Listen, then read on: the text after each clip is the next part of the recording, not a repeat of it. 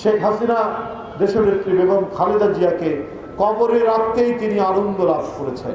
BNP এক নম্বর হলো গণতন্ত্রের কথা বলে, গণতান্ত্রিক প্রতিষ্ঠানগুলোকে শক্তিশালী করতে চায়। আরেকটি হচ্ছে কারো কাছে মাথা নত করে না। সে যত বড়ই দেশ হোক, কোনো প্রভুকে প্রভু বলে কাউকে মানতে চায় না। এটাই হচ্ছে বিএনপির অপরাধ, এটাই হচ্ছে বেগম খালেদা জিয়ার অপরাধ।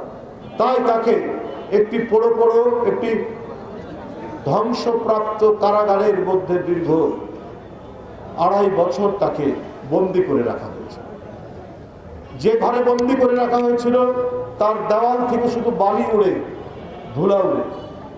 তার কিছুদিন আগেই তিনি লন্ডন থেকে চোখ অপারেশন করে গিয়েছিলেন। তার জন্য ওই কারাগারের ওই রুমটি ছিল একেবারে কবরের মতো।